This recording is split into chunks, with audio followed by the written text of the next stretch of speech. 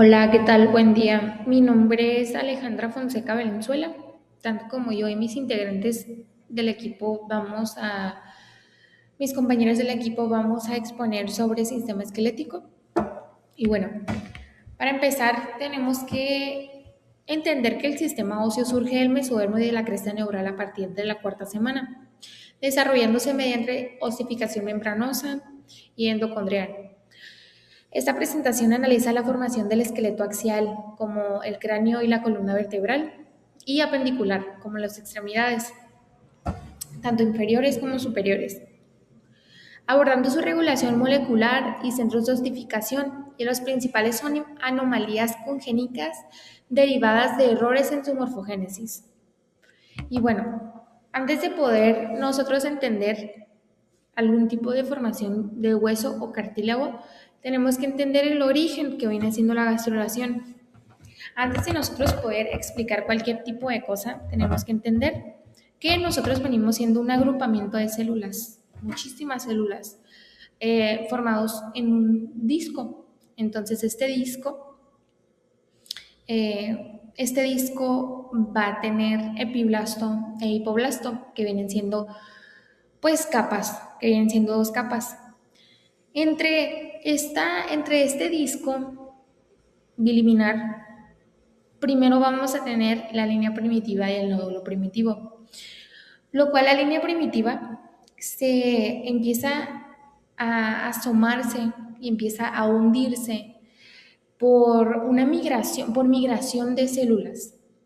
Esta migración de células son activadas por factores de crecimiento como factor de crecimiento fibroblasto 8. Este factor de crecimiento le va como decirle a las células, necesito que se vayan hacia abajo porque vamos a empezar a crear nuevas capas para el crecimiento, ya sea de cualquier tipo de tejido, porque no podemos tener ningún tipo de tejido sin nuestro mesodermo. Entonces, ya cuando tenemos estas células migratorias que están migrando hacia esta línea primitiva, como se van migrando hacia adentro, va creando una nueva capa. Entonces ya no va a ser disco biliminar, va a ser disco triliminar, lo cual pues ya no vamos a tener ni epiblasto ni hipoblasto. Ahora se va a determinar estas tres capas, lo cual como podemos volver a mencionar que solamente nació una capa más, entonces va a ser ectodermo, mesodermo y endodermo. Pero nosotros solamente nos vamos a enfocar en mesodermo, ya que aquí es donde nace mayormente la osteogénesis. Entonces, dejando en claro que ya tenemos estas tres capas como un disco triliminar, antes de nosotros movernos a algún tipo de crecimiento de tejido, tenemos que dejar en claro que en el mesodermo se divide en tres. Es el mesodermo paraxial, mesodermo de la placa lateral, que son los más importantes ahorita en esta presentación. El mesodermo paraxial, aquí son donde están ubicados los somitas, que lo podemos ver aquí, se pueden ver en los bordes. Entonces, aquí en los somitas se determina como un reloj biológico, ¿no? Porque aquí los embriólogos, contando los somitas, pueden determinar la edad exacta de un embrión. Entonces, aquí van a nacer la columna vertebral. Entonces, en el mesodermo de la placa lateral es la que queda más hacia los bordes. Y aquí es donde van a nacer las cinturas, que ya viene siendo pélvica o escapular, y también el nacimiento de las extremidades, tanto superiores como inferiores. Y bueno, también tenemos otra capa llamada mesodermo intermedio, lo cual mesodermo intermedio no vamos a tocar ya que este no participa en el esqueleto, participa en el sistema urogenital. Bueno, ya dejando en claro la gastrulación, ya aquí vamos a crear, como a mí me gusta llamarle, el puente de la gastrulación de disco triliminar al hueso. Entonces, antes de que haya algún tipo de hueso, tenemos que dejar en claro que, que en este disco preliminar van a haber unas células multipotentes que vienen siendo células madres mesenquimatosas. Estas están dispersas a lo largo del disco y se pueden decir dispersas y relajadas, no activadas, pero gracias a proteínas morfológicas óseas y factores de crecimiento, BMP, estos factores de crecimiento, pues estas señales químicas son recibidas por estas células mesenquimatosas y podemos determinar estos factores de crecimiento como, ¿cómo lo puedo explicar? Como, pues así decirlo, señales, pues señalizan a las células, le dicen, necesito que te empieces a agrupar con otras células. Entonces es como les avisa lo que tienen que hacer. Entonces, ya teniendo en claro que estas células reciben estas señales químicas, se empiezan a agrupar y agrupar y agrupar y se empiezan a diferenciar en osteoblastos. Aquí es donde empieza la histogénesis del hueso. Y bueno, moviéndonos a la histogénesis del cartílago, igual viene siendo, por así decirlo, el mismo proceso. Las células multipotentes mesenquimatosas se pueden diferenciar en dos, ya sea en hueso o en cartílago. Entonces, depende de las señales químicas. Bueno, entonces aquí el gen que es activado por estas señales químicas es el SOX9. Sin este gen no puede haber ningún tipo de cartílago. Esta activa las expresiones de colágeno tipo 2 y proteoglucanos.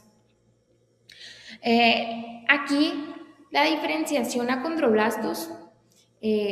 Los condroblastos son células con citoplasma muy basófilo, que quiere decir que tiene, que es muy teñido, entonces, y tienen mucho RR. Entonces, aquí pues forma una cantidad abundante de colágeno tipo 2 y agrecano. Pero bueno, reciben estas señales químicas y los condroblastos producen una MEC una matriz extracelular, perdón, y se empiezan a separar entre sí, quedan atrapadas en lagunas y se empiezan a transformar en condrocitos.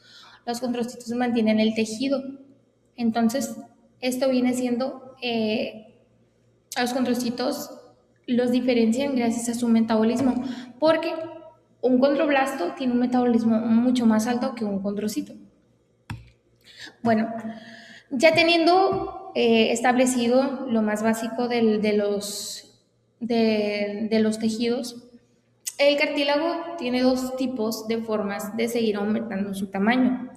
Primeramente viene siendo el crecimiento por aposición.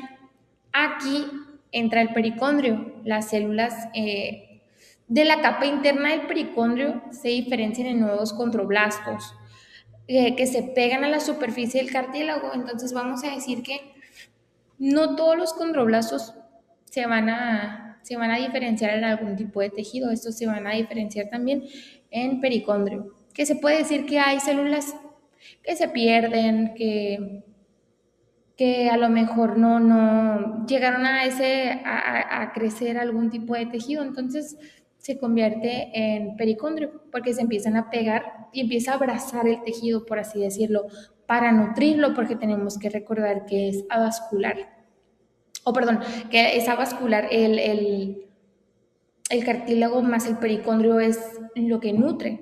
Entonces también tenemos el crecimiento intersticial. El condrocito dentro de su laguna se empieza a dividir mediante mitosis, perdón. Como la matriz aún no es maleable, las células hijas se quedan juntas en el mismo espacio, que se llaman grupos isogénicos. Esto expande el cartílago desde el interior y es vital en las placas de crecimiento de los huesos largos. Ya teniendo en claro lo de crecimiento intersticial y oposición, tenemos la formación del pericondrio. Tenemos que tener en claro que no no todos los cartílagos contienen pericondrio, porque hay algunos que contienen líquido sinovial, porque pues ocupan tener alguna forma de nutrirse. Entonces algunos tienen líquido sinovial para poder lubricarse y nutrirse, y otros forman un pericondrio. Ya establecido bien, la formación del pericondrio es un proceso de especialización periférica. Las células que se quedan en los bordes externos, por así perdidas, se empiezan a aplanar y agrupar y se organizan en una capa densa que envuelven al tejido en formación, dando origen a esta membrana fibrosa. Y bueno, igual también el pericondrio aporta un soporte vital en nutrición, como habíamos dejado en claro. El cartílago es 100% avascular, no contiene ningún tipo de vaso sanguíneo, por lo cual no se puede nutrir por sí solo. Entonces, por eso el cuerpo crea este pericondrio, lo cual contiene los capilares necesarios para poder nutrirse, para recibir ya sea los nutrientes o oxígeno necesario. Entonces, así es como se diferencia el pericondrio. Y bueno, esto ya es todo por mi parte. Se lo voy a dejar a mis compañeras. Muchísimas gracias. Hablemos del desarrollo de las articulaciones. Las articulaciones son las uniones que hay entre dos o más huesos. Estas nos ayudan a cumplir funciones como por ejemplo el movimiento, como pararnos, sentarnos, caminar, y también nos brinda estabilidad. Estas provienen de tejido mesenquimatoso que rodea los moldes cartilaginosos de los huesos en formación. Estas comienzan a desarrollarse a partir de la sexta semana, cuando empieza a desarrollarse la interzona. Al final de la octava semana, las articulaciones son un poco más parecidas a las de un adulto. Hay dos definiciones importantes que tenemos que aclarar, o dos conceptos importantes, que es el mesénquima y la interzona. La interzona es la zona que se forma al interior de una articulación, que contiene células que ayudarán a formar la articulación. Esta tiene tres capas, dos capas externas y una capa intermedia. Y el mesénquima, que es un tejido embrionario que está derivado del mesodermo, y es importante porque son células indiferenciadas que ayudarán a formar diferentes tipos de tejidos en el cuerpo. Las articulaciones son creadas mediante la división transversal de moldes cartilaginosos de los huesos que se están formando. Esto sucede cuando aparecen acúmulos de células mesenquimáticas en la interzona. Esto da origen a los diferentes tipos de articulación, que son fibrosas, cartilaginosas y sinoviales. Como podemos ver en la ilustración, al final de la cuarta semana se forma el mesénquima laxo, que después, a la sexta semana, se va a diferenciar en mesénquima denso, que dará origen al molde cartilaginoso. El molde cartilaginoso en la sexta semana es un molde continuo, no tiene divisiones, debido a que aquí todavía no existe la interzona ni las células que van a determinar el lugar de la articulación.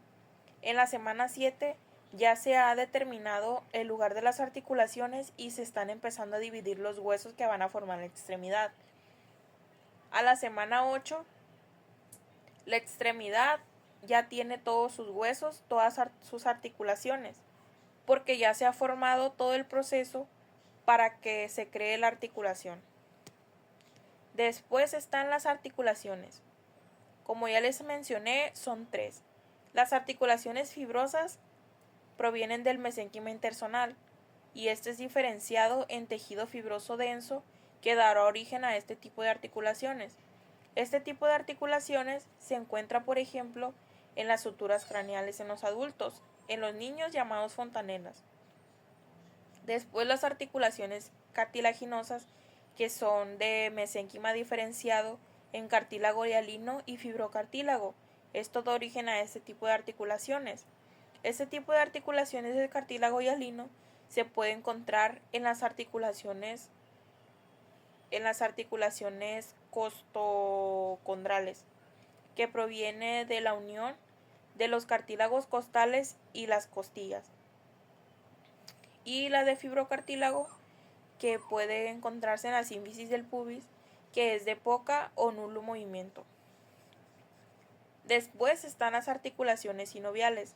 Las articulaciones sinoviales se diferencian de manera más compleja, debido a que primero se tiene que formar la cápsula articular, que se va a formar del mesénquima periférico que se encuentra del lugar donde se realizó la articulación. Después está la cavidad articular. La cavidad articular se va a formar del mesénquima central, que se va a cavitar y después se va a eliminar para formar esta cavidad.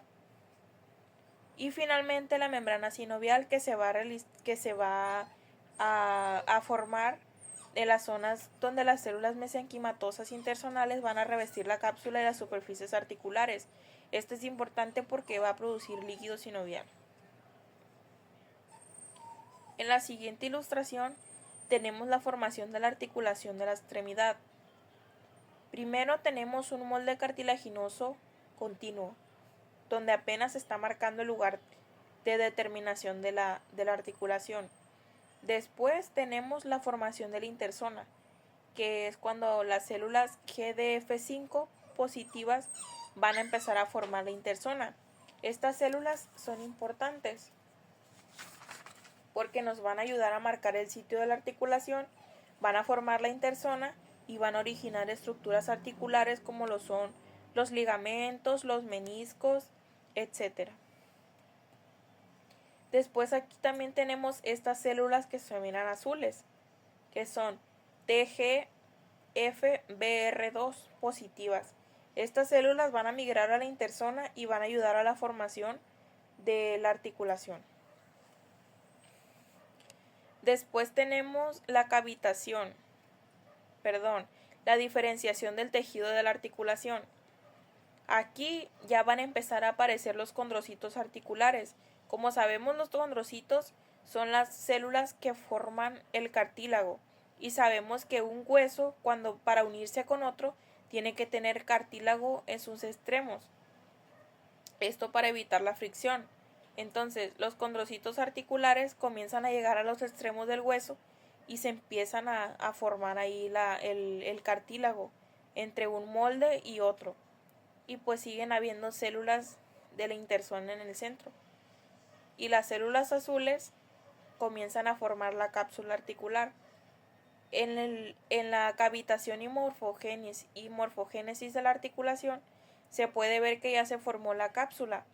Y en las células del centro ya no se encuentran, quiere decir que las células de la interzona ya se han cavitado, se han aplanado para formar ese espacio que va a dar origen a la cavidad articular, que después va a estar llena de líquido. Y al final tenemos la ilustración E. En la ilustración E se puede notar varios reguladores que sirven, o genes que sirven como detectores, que van a parar o que van a cumplir una función en ese tejido, que van a formar una articulación de un tipo o que dirá cuándo o cómo se debe de formar ese tipo de articulación. Entonces, si hay un fallo en estos genes, podría ocurrir algún tipo de malformación en el feto o podría tener problemas cuando el feto pues ya haya nacido, ¿no? Y pues eso ya sería todo por mi parte. Muchas gracias. Yo voy a hablar sobre el desarrollo del esqueleto axial. El esqueleto axial está compuesto por el cráneo, la columna vertebral, el esternón y las costillas. Su desarrollo comienza a partir de la cuarta semana de gestación, cuando las células de los esclerotomos rodean el tubo neural, que va a ser donde se va a estar la médula espinal, y la notocorda, que es la estructura que va a estar alrededor de los primordios de las vértebras. Primero, el desarrollo de la columna vertebral. Durante la fase precartilaginosa o mesenquimal, las células mesenquimales procedentes de los esclerotomos se localizan en tres áreas principales: alrededor de la notocorda, alrededor del tubo neural y en la pared corporal. En un corte frontal de un embrión de 4 semanas, los esclerotomos aparecen en forma de condensaciones bilaterales de células mesenquimales alrededor de la notocorda. Cada esclerotomo está formado por células dispuestas de manera elevada de manera laxa en su parte craneal y con densidad elevada en la parte caudal. Algunas células del esclerotomo se desplazan hacia la región craneal y forman el disco intervertebral. Después, las demás células se fusionan con las del esclerotomo de la parte inferior, formando el centro mesenquimatoso que dará origen al cuerpo de la vértebra. Los nervios se van a disponer en relación con los discos intervertebrales y las arterias se situarán a cada lado de los cuerpos vertebrales. La notocorda se va a degenerar, pero entre las vértebras la notocorda se va a expandir y se formará en el centro gelatinoso de los discos intervertebrales, o sea, el núcleo pulposo. Más adelante, este núcleo estará rodeado por fibras dispuestas de forma celular que formarán el anillo fibroso. Luego, las células mesenquimales que rodean el tubo neural forman el arco neural, que va a ser el primordio del arco vertebral. Las células mesenquimales de la pared corporal forman los procesos costales que constituyen a su vez a las costillas en la región torácica. El desarrollo de la columna vertebral tiene una fase cartilaginosa del desarrollo vertebral. Durante la sexta semana de gestación aparecen los centros de condrificación en cada vértebra mesenquimal. Estos centros son importantes porque darán origen al cartílago de las vértebras. Posteriormente, los dos centros del centrum se fusionan para formar un centrum cartilaginoso. Después, los centros de los arcos neurales también se unen entre sí y con el centrum forman la estructura vertebral en desarrollo. El desarrollo vertebral también tiene una fase ósea. La osificación de las vértebras comienza alrededor de la séptima semana del desarrollo embrionario y termina aproximadamente a los 25 años. En la octava semana aparecen 3 centros de osificación primarios, uno en el centrum y 2 en los arcos neurales. En el centrum existen 2 centros, uno ventral y otro dorsal, que posteriormente se fusionan formando un solo centro de osificación. También en los arcos neurales aparece un centro en cada mitad del arco neural, que estos se fusionan primero en la región lumbar y después el proceso continúa hacia la región craneal.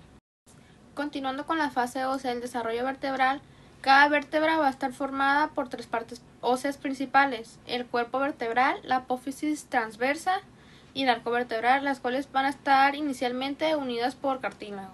El arco vertebral se conecta con el centrum mediante articulaciones neurocentrales cartilaginosas. Estas estructuras van a ser importantes porque permiten el crecimiento y desarrollo adecuado de la vértebra. Estas articulaciones desaparecen cuando los arcos vertebrales se fusionan con el centrum. Este proceso ocurre aproximadamente entre el tercer y sexto año de vida. Después de la pubertad aparecen 5 centros de osificación secundarios, uno en la punta de la apófisis espinosa, 2 en las puntas de las apófisis transversas y 2 epífisis anulares localizadas en el borde inferior y superior del cuerpo vertebral. Estos centros participan en el crecimiento y maduración final de las vértebras, que con el tiempo todos se van a fusionar con el resto de la vértebra aproximadamente hasta los 25 años de edad. Bueno, ahora continuando con el desarrollo de las costillas se desarrollarán a partir de los procesos costales mesenquimales de las vértebras torácicas. Durante el periodo embrionario van a ser cartilaginosas y en el periodo fetal se van a osificar. El lugar de unión de los procesos costales con las vértebras es sustituido por articulaciones sinoviales costovertebrales. Este proceso va a dar a la formación de 7 pares de costillas verdaderas, que son las que se unen al esternón a través de sus propios cartílagos, 5 pares de costillas falsas que se unen al esternón a través del cartílago de otra costilla y 2 pares de costillas flotantes que son las que no se unen al esternón. Y ahora, por último, el desarrollo del esternón. Durante la sexta semana del desarrollo fetal, el esternón se desarrollará independientemente a partir de un par de bandas esternales llamadas barras esternales, que son concentraciones de células mesenquimales a un lado de la línea media, que se desarrollarán ventrolateralmente en la pared corporal. A partir de la séptima semana, el mesenquima se condensa y forma el modelo cartilaginoso primario de los 3 segmentos, que es el manubrio del esternón, el cuerpo del esternón y la apófisis sifoides. Luego, en la 10ª semana, las barras se van a convertir en estructuras precartilaginosas que migran y se fusionan en dirección craneocaudal para formar la placa esternal. A mí me corresponde hablarles sobre el desarrollo del cráneo, y para empezar debemos saber que el cráneo se origina a partir de la mesénquima que rodea el cerebro en desarrollo en una zona llamada desmocráneo, que es el primordio del cráneo. A nivel molecular, un dato clave es que los factores de crecimiento transformante beta tienen un papel fundamental porque regulan en cómo las células se diferencian en osteoblastos para así formar el hueso. Para el estudio del cráneo tenemos que saber que el cráneo se divide estrictamente en dos partes: el neurocráneo, que es el que protege el encéfalo, y el viscerocráneo, que forma el esqueleto de la cara. Hablemos primero del neurocráneo cartilaginoso, también llamado condrocráneo. Como su nombre lo dice, empieza con una base de cartílago que luego se va a transformar en hueso mediante osificación endocondral. Lleva una secuencia específica: primero empieza en el occipital, luego sigue en el esfenoides y termina en el etmoides. Aquí hay estructuras muy específicas que se fusionan, como lo es el cartílago paracondral. Se forma alrededor de la notocorda y da origen a la base del occipital, creciendo alrededor de la médula espinal para así delimitar al agujero magno. El cartílago hipofisiario protege a la hipófisis de desarrollo y forma el cuerpo del esfenoides. Las trabéculas craneales y las alas orbitarias formarán el etmoides y las alas menores del esfenoides. Finalmente, las cápsulas ópticas protegerán al oído interno formando las porciones petrosa y mastoides del temporal, mientras que las cápsulas nasales aportan al etmoides. A diferencia de la base, la bóveda craneal o calota se forma por osificación intramembranosa, directamente desde el mesénquima. Durante la vida fetal, estos huesos planos no están pegados, están separados por tejido conectivo que forman las suturas. En los puntos donde se cruzan varias suturas se forman 6 grandes zonas blandas llamadas fontanelas. Esta separación es vital para el moldeamiento durante el parto. Cuando el bebé pasa por el canal del parto, la presión hace que el hueso frontal se aplane, el occipital se alargue y los parietales se superpongan ligeramente. Esto protege al cerebro y permite el nacimiento, y a los pocos días del parto el cráneo se recupera a su forma normal. Pasando el viscerocráneo o esqueleto de la cara, su origen es fascinante.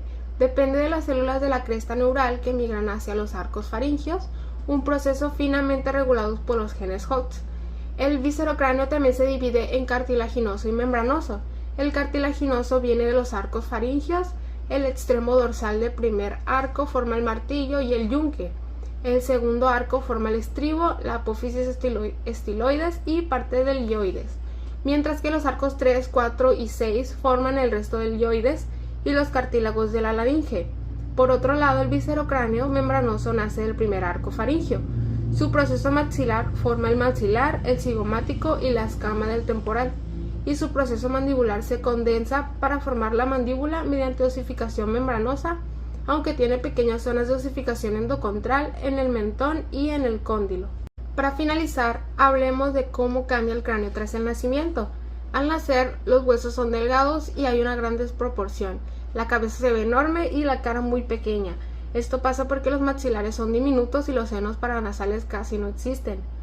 Algunas fechas exactas de cierre que son importantes es que las fontanelas posterior y anterolaterales se cierran a los 2 o 3 meses, las posterolaterales al final del primer año y la fontanela anterior al final del segundo año.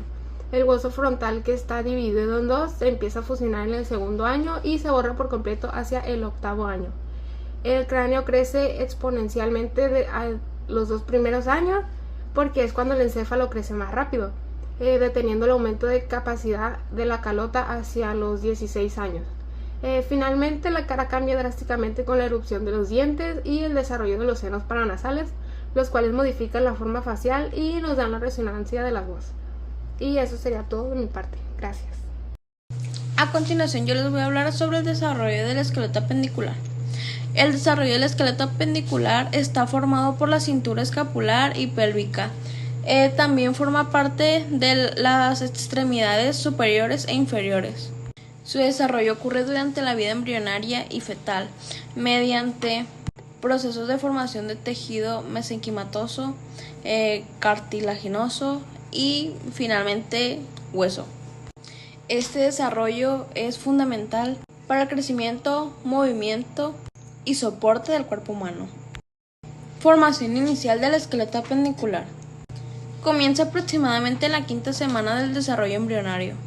En esta etapa aparecen los esbozos. Los esbozos es la parte inicial e inmadura de un órgano o tejido. O sea, es de algo que apenas se va a empezar a formar. O sea, esos son los esbozos de miembros superiores e inferiores. Dentro de estos esbozos se crea una condensación de mesénquima, un tejido embrionario capaz de transformarse en diferentes tipos celulares.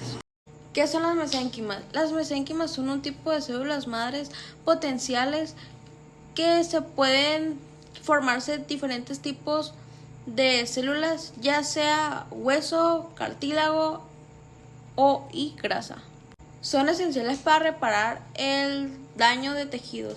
Ya como de ejemplo de que no, pues de que células madres, de que me voy a poner células madres en la cara, mi cremita de células madre, pues exactamente sí sirve para la regeneración de tejido dañado. También regulan la inflamación y regulan el sistema inmunológico. ¿Dónde se origina? La mesénquima viene de un tejido embrionario que forma los tejidos conectivos. ¿Dónde encontrarlas? Se extraen de la médula ósea, o sea, el tejido adiposo, que sería grasa, y el cordón umbilical. Osificación y crecimiento de los huesos. En los miembros superiores, la cresta ectodérmica atipical es muy importante, ya que lo que hace es el engrosamiento del ectodermo en el borde distal de las yemas de las extremidades del desarrollo. ¿A qué se refiere esto? Que es esencial para el desarrollo de las extremidades. Conforme el embrión crece, aparecen los primordios de los huesos del brazo, antebrazo y mano. Los huesos de los miembros superiores se desarrollan ligeramente antes que los huesos de los miembros inferiores. Osificación y crecimiento de los huesos. Comienzan los huesos largos hacia la 8ª semana. Inicialmente se produce la diáfisis de los huesos a partir de los centros osificados primarios. Las clavículas son los primeros huesos en iniciar la osificación, seguida por los fémures. Durante esta etapa, de forma progresiva, se desarrollan huesos claves como el húmero, radio, cúbito, tibia y peroné. Importancia del cartílago epifisiario y desarrollo fetal. Tiene una función primordial en el crecimiento corporal. Gracias a esta placa de cartílago, los huesos pueden alargarse mientras el individuo crece. Es posible observar el avance de la osificación gracias a un proceso que tiñe de rojo el hueso calcificado, como la alisarina. A la semana 2 del desarrollo ya se pueden identificar con precisión la osificación primaria en la diáfisis, ya sea en costillas, vértebras, que serían las cervicales, torácicas, huesos del cráneo frontal, parietal, occipital, maxilar y mandibular, así como los huesos largos de las extremidades y los metacarpianos y metatarsianos. En la semana 20 de gestación ya es mucho más evidente la osificación en otras extremidades, como es el ilion en la pelvis. El desarrollo progresivo fetal hace que sea mejor el soporte estructural y la resistencia. Si hubiese alteraciones en los procesos de osificación, podrían ocasionar malformaciones congénitas o trastornos del desarrollo óseo. En conclusión, el desarrollo del esqueleto apendicular es un proceso muy complejo que inicia desde las primeras semanas de vida embrionaria. Comprender el desarrollo del sistema esquelético es importante para el estudio de embriología y anatomía humana, ya que permite conocer cómo se forman las extremidades y alteraciones que pueden afectar el crecimiento y funcionamiento del cuerpo.